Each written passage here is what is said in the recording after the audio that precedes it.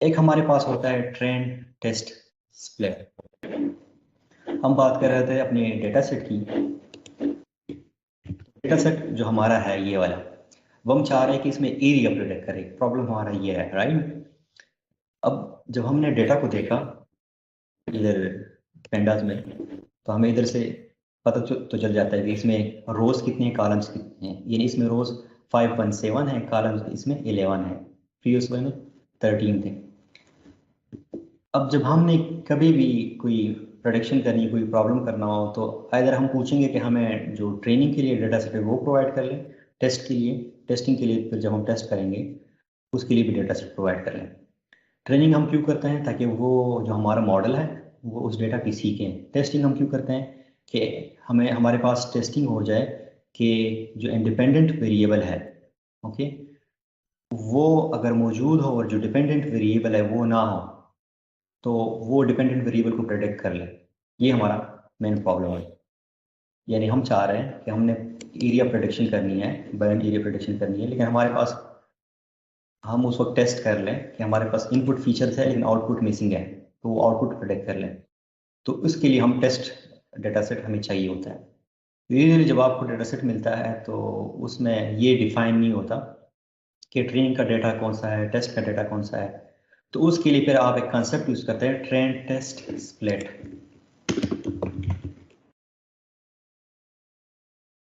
Concept का मतलब ये है कि जो आपका ये डेटा सेट है इसको आप डिवाइड कर ले ट्रेनिंग डेटा में और टेस्ट डेटा में। अब पाइथन के जरिए आप इसको कैसे करेंगे? तो इसके लिए हम ये एक लाइब्रेरी यूज करेंगे,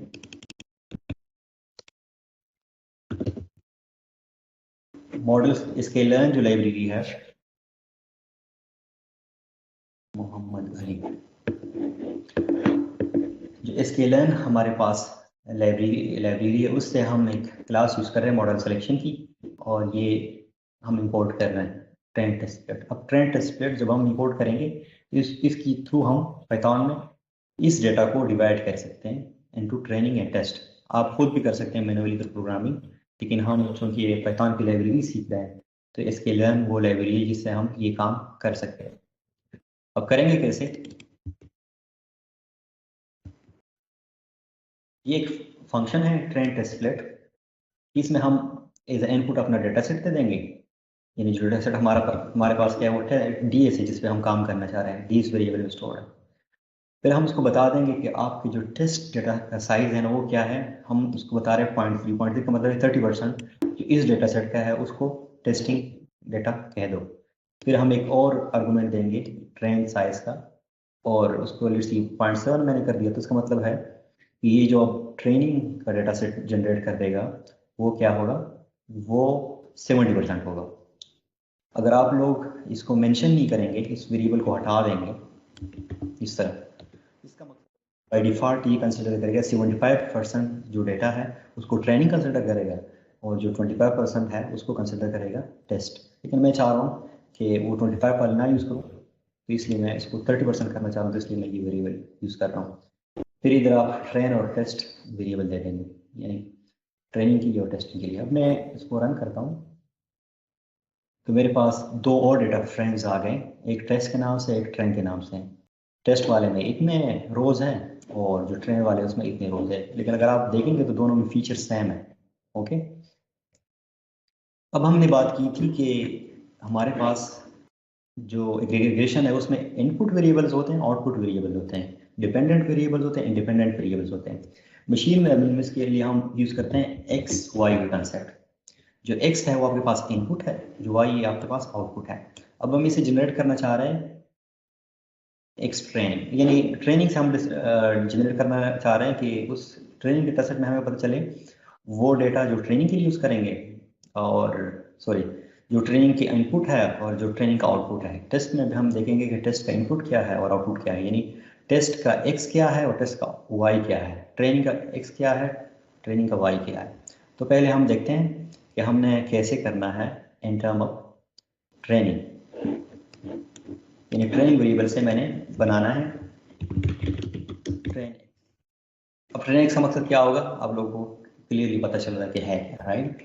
ट्रेन एक्स का मतलब है कि मुझे इस ट्रेनिंग डेटा सेट में से ये एरिया चाहिए, सॉरी, ये बाकी वेरिएबल चाहिए, एरिया नहीं चाहिए। एक्स का मतलब ये होगा, वाई का मतलब क्या होगा कि एरिया चाहिए हमें।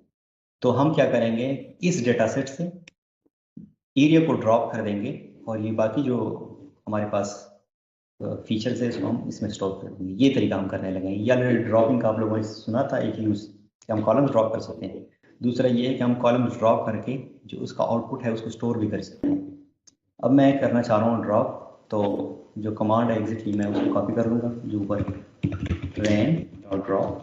ठीक है, अब मैं कौन सा ड्रॉप करूँगा इसमें से कि ट्रेनिंग में वो ना हो, वो है हमारे पास एरिया, राइट। तो वो है एरिया, और मैं इधर एक्सेस मेंशन कर रहा हूँ ताकि उसको पता चले कि ये हम कॉलम की बात कर रहे हैं। जब ये हो जाएगा तो मैं चाह रहा हूँ कि बाकी जो डाटा है ना उसको कॉपी कर दो इसमें। तो उसके लिए हम जो है ना कॉपी का फंक्शन यूज कर लेंगे। अब ये हमारे पास क्या दे रहा है,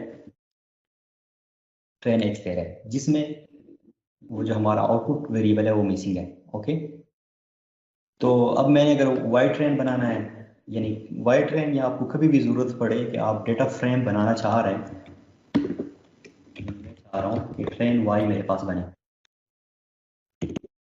नेमिंग कन्वेंशन आप रख रहे हो अपने लिए आसान रखो, जो भी आप करना चाह रहे हो। अब मैं चाह रहा हूँ कि ये एक डेटा फ्रेम हो, खाली हो लेकिन डेटा फ्रेम हो। तो उसके लिए मैं जो फंक्शन यूज करूंगा वो डेटा फ्रेम। ये हमारे पास डेटा फ्रेम आ गया जिसमें ना रोज है ना कॉलम्स है, 0 रोज 0 कॉलम्स है। अब मैं चाह रहा हूँ कि ये जो एरिया है ना ये इसमें कॉपी कर दूँ, राइट। तो मैं कहता हूँ कि जो ट्रेन हम मेरे पास वाई है उसका उसमें एक कॉलम बनाओ जिसको नाम दे दो, बेशक आउटपुट दे दो, एरिया दे दो, जो भी करना है। मैंने एरिया दे दिया कि उसमें आपने कॉपी कौन सी वैल्यूज करना है। अब कॉपी का तो आप लोगों को तरीका पता है ना किस तरह करना है। यानी ये जो हमारे पास ट्रेन है, ट्रेन जो हमारे पास डेटा फ्रेम है उसे हम कॉपी करना चाह रहे हैं कौन सा, एरिया कॉलम। तो कॉपी का ऑलरेडी आप लोगों ने ऊपर सीखा कि कैसे कॉपी करते हैं। मैं चाह रहा हूँ कि इसकी जो एरिया कॉपी कर दो ये इसमें स्टोर कर दो। ये अब देखो इसमें हमारे पास एरिया आ गया। तो कोई भी कॉलम आप एक डेटा फ्रेम से दूसरे डेटा फ्रेम में कैसे कॉपी करते हो, हमने इधर एक वेरिएबल क्रिएट किया एरिया के नाम से। अब मैं चाह रहा हूँ कि एरिया जो है ना इस डेटा सेट में जो हमारे पास है, यानी ये कॉलम जो है ना इसमें आउटपुट के नाम से कॉपी हो। एक और कॉलम है जिसको आप लोगों को समझाने की कोशिश कर रहा हूँ।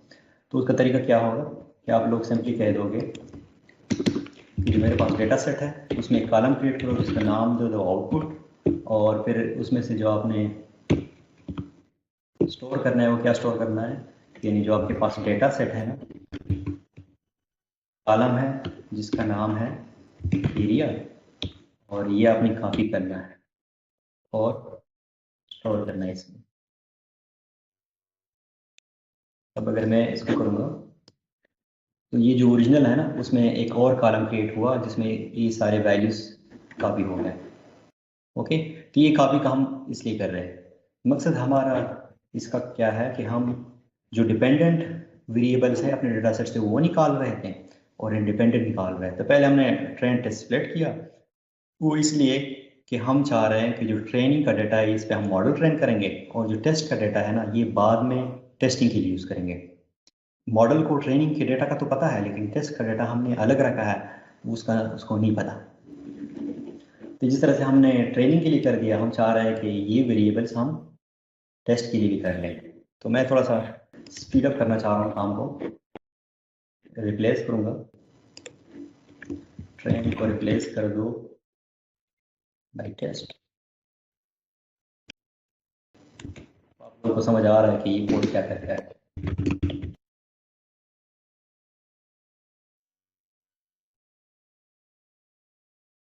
ये पहले वो टेस्ट डेटा सेट से वो उसको ड्रॉप कर रहा है और उसको स्टोर कर रहा है टेस्ट एक्स में, टेस्ट वाई में, फिर एक डेटा फ्रेम बना रहा है, फिर जो है ना एरिया उसमें कॉपी कर देता है।